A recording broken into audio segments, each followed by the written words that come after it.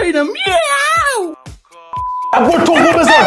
چپار خدا توخ گذاشت. ببخشید شاید همچین صحنه مضحکی بودین. آقا خلاصه که اومدیم این بار یه لپلوب مشتی آنباکس کنیم. بکوب رو دکمه لایک تا بریم ادامه ویدیو. چی بستینش کثافتا. خب توش کلا 3 تا وسیله بود و همین برچسب پاندای کنفو کار که اینو بده به بچه توف تو صورتت میندازه. شکلات سوسکی، یه عروسک خیلی مزخرف، خیلی بیکیفیت و فاقد ارزش. پشمام این دیگه چیه؟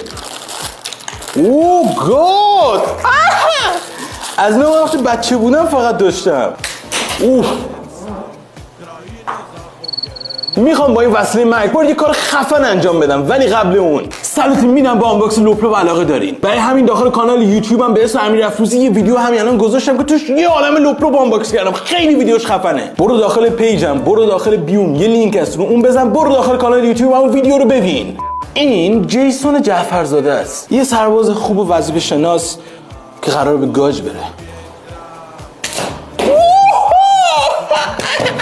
حالا فکر کن سر این چند تا میخ بس کنی، چیزای تیز میز، بعد بزنی به سمت یکی.